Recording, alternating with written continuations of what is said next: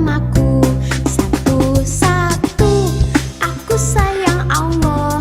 Dua-dua, sayang Rasulullah. Tiga-tiga, Al-Quran kitabku. Satu, dua, tiga, Islam agamaku.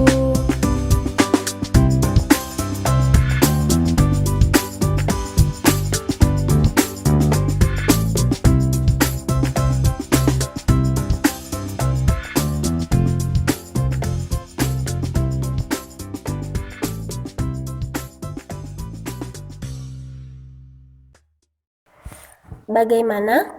Sudah semangat ya? Baik, ayo kita lanjutkan.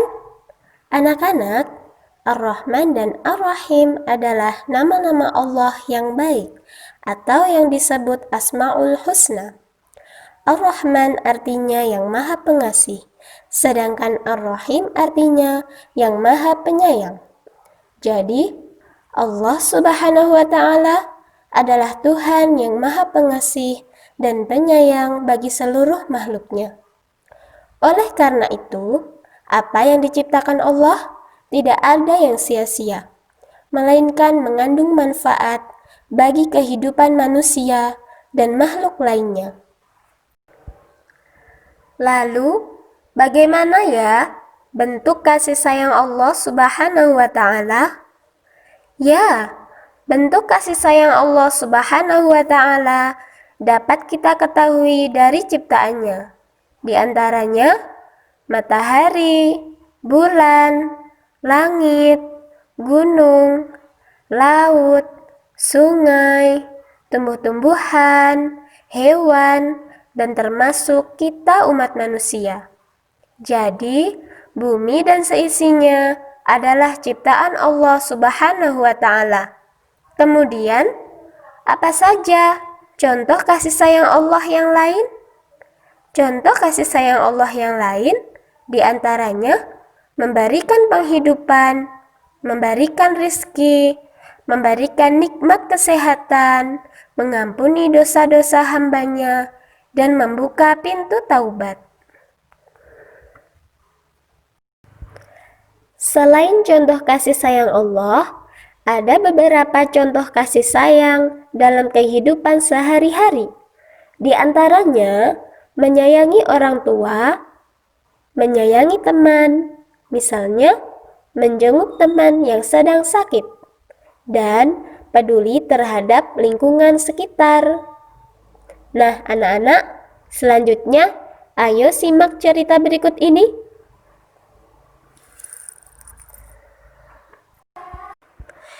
Kisah tobatnya sang pemabuk dan luasnya kasih sayang Allah Subhanahu wa Ta'ala, sang pencipta alam semesta. Dikisahkan dari seorang sufi soleh legendaris bernama Dhunnun al-Misri.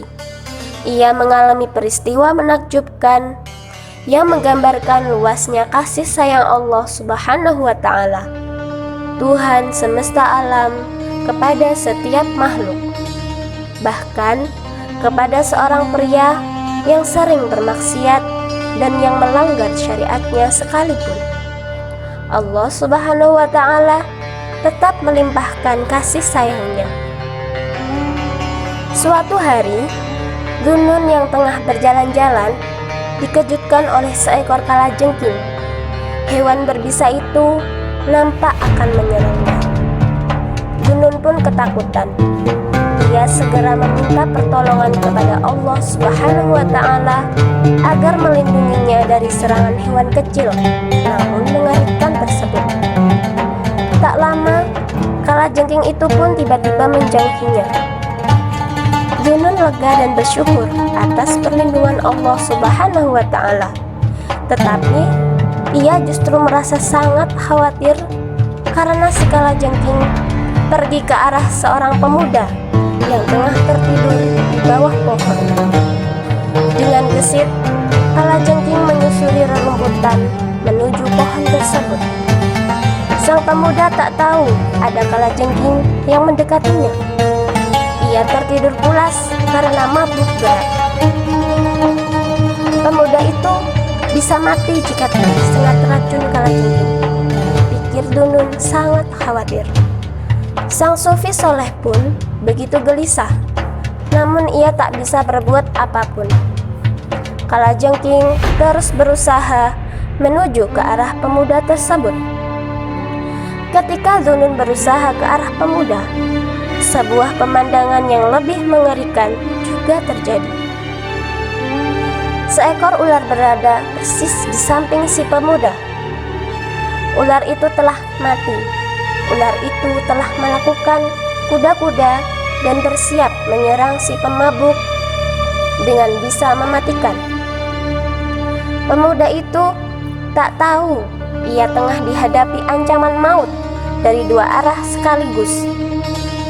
Jika tidak mati terkena bisa ular, maka ia akan tewas terkena racun kalajengking. Hampir saja ular itu mematuk tubuh si pemuda sebelum kalajengking tiba-tiba menyerangnya. Ya, si kalajengking bukan menyerang pemuda itu, melainkan menyerang ular yang telah bersiap memangsa. Keduanya pun berduel.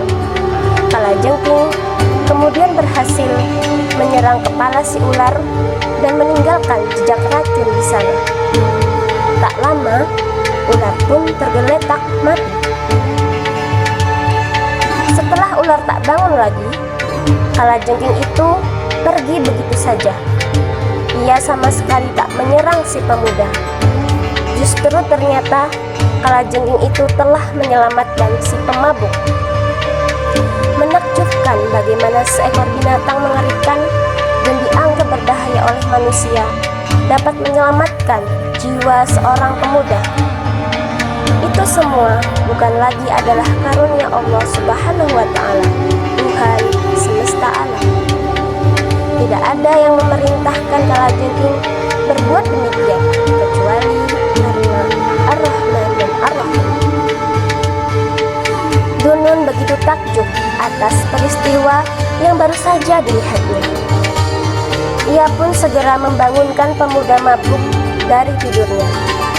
Dzunun kemudian menceritakan kepada si pemuda mengenai ular dan kalajengking yang hampir membunuhnya. Ia memaparkan bagaimana Allah Subhanahu wa Ta'ala melindunginya dari ular dengan mengirim seekor kalajengking.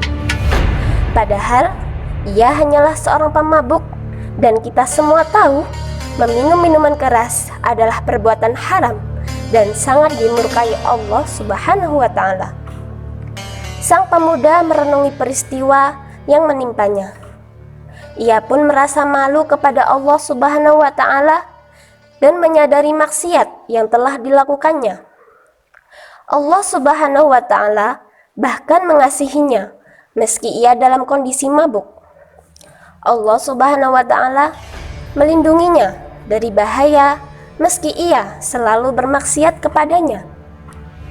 Betapa Allah Subhanahu wa Ta'ala Maha Pengasih kepada semua hambanya, bahkan kepada hamba yang bermaksiat seperti diriku ini, pikir si pemuda. Ia pun segera bertaubat dan memohon ampun kepada Allah Subhanahu wa Ta'ala, Sang Pencipta alam semesta yang Maha Pengasih dan Maha Penyayang. Si pemuda bertekad akan selalu menjalankan syariatnya dan menjauhi larangannya, termasuk menjauhi minuman keras yang memabukkan dan membuatnya terlena akan kehidupan duniawi yang fana.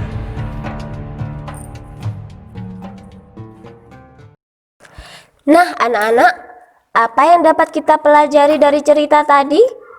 Ya, cerita tersebut memberikan pesan bahwa betapa sayang Allah Subhanahu wa Ta'ala kepada hambanya. Bahkan, ia tidak akan membiarkan hambanya dalam keadaan susah atau bahaya. Begitupun sama manusia. Seorang muslim dengan muslim yang lainnya adalah saudara. Oleh karena itu, tidak boleh menyakiti saudara muslim lainnya. Anak-anak, itu tadi materi tentang sifat-sifat Allah, yaitu tentang Ar-Rahman dan Ar-Rahim. Selanjutnya kita akan belajar bersama Miss Lady.